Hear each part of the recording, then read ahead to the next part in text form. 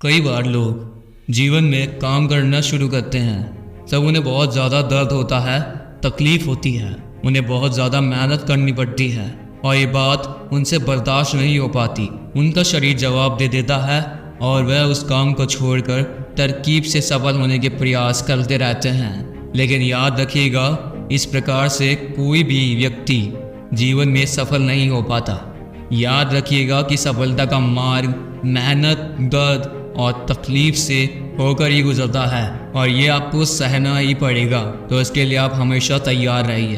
तो चलिए इस बात को एक कहानी के माध्यम से समझते हैं। एक बार एक मूर्तिकार अपनी छीनी और हथौड़ी से एक पत्थर को भगवान की मूर्ति का आकार देने का प्रयास कर रहा था। जैसे ही वे छीनी पर अपना हथौड़ा चलाता, वह पत्थर चिल्लाने लगता और कहने लगता कि ये क्या कर रहे हो, मुझे इतना मार क्यों रहे हो, मुझे बहुत दुख हो रहा है, तकलीफ हो रही है, पीड़ा हो रही है, मुझे अपने हाथ पर छोड़ दो और यहाँ से चले जाओ।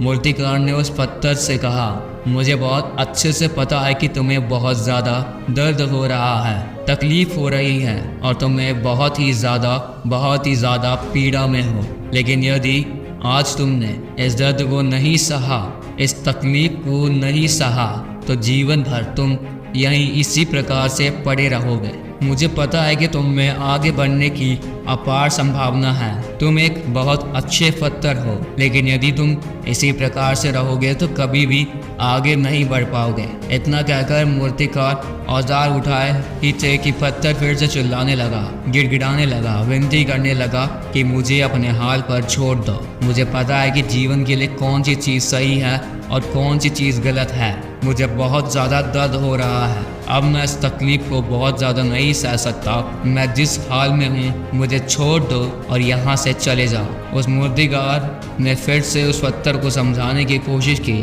ज़्यादा अधीर मत बनो और अपने सब्र को बनाए रखो। थोड़ी देर और इस दर्द को सहो। यदि इस दर्द को सह लिया तो मैं तुम्हें भगवान की मूर्ति के रूप में तुम्हारी स्थापना करवाऊंगा और फिर दूर दूर के लोग तुम्हारी पूजा करने आएंगे, पंडित और लोग तुम्हारी सेवा करेंगे। लेकिन पत्थर ने उस मूर्तिकार की एक भी नहीं मानी, वह चिल्लाता रहा और अपनी बात पर अड़ा रहा। मूर्तिकार ने उस पत्थर को समझाने की बहुत कोशिश की, लेकिन वह पत्थर नहीं माना। अब मूर्तिकार भी थक चुका था और वह उस पत्थर को छोड़कर आगे बढ़ गया और थोड़ी ही दूर जाकर देखा एक और बहुत ही अच्छा पत्थर पड़ा हुआ है। उसने छीनी और हथौड़ी उठाई और उस पत्थर को मूर्ति बनाने के लिए वो तैयार हो गया। मूर्तिकार ने छीनी और हथौड़ी का वार दूसरे पत्थर पर जारी रखा। दूसरे पत्थर को भी दर्द हुआ, तकलीफ हुई, पीड़ा हुई, लेकिन उस पत्थर ने बर्दाश्त कर लिया और देखते ही देखते थोड़ी समय के बाद उस पत्थर ने भगवान को मूर्ति रूप धारण कर लिया। थोड़े दिन बाद उस मूर्ति की एक मंदिर में स्थापना हो गई।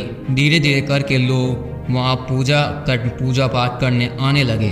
लोगों की मन्नतें वहाँ से पूरी होने लगी और वह मंदिर बहुत ही ज़्यादा प्रसिद्ध हो गया। अब धीरे धीरे करके दूर दूर के गांव के लोग वहाँ पाठ करने आने लगे। फिर एक दिन एक और पत्थर लाया गया जो कि मंदिर में लाया गया और एक कोने में रख दिया गया। अब लोग आते थे और उस पर नारियल फोड़ते थे और आपको जान के हैरानी होगी कि वो पत्थर और कोई नहीं, वो ही था जिसने दर्द, तकलीफ, पीड़ा सहने से मना कर दिया था। अब वो पत्थर मन ही मन बहुत पछता रहा था, दुखी हो रहा था और अपने आप से कह रहा था कि काश मैंने उस दिन उस दर्द को, उस तकलीफ को सह लिया होता तो आज लोग मेरी भी पूजा करते। इसलिए आप भी अपने जीवन में हमेशा याद रखिएगा कि जब भी आप अपने करियर की शुरुआत में किसी काम को कर रहे हो, पढ़ाई कर रहे हो या कोई भी काम कर रहे हो, उसमें आपको दर्द हो रहा है, तकलीफ हो रही है, ज़्यादा मेहनत करना पड़ रहा है, तो आप रुकिएगा मत और रास्ते की शुरुआत मत करिएगा, क्योंकि कोई और रास्ता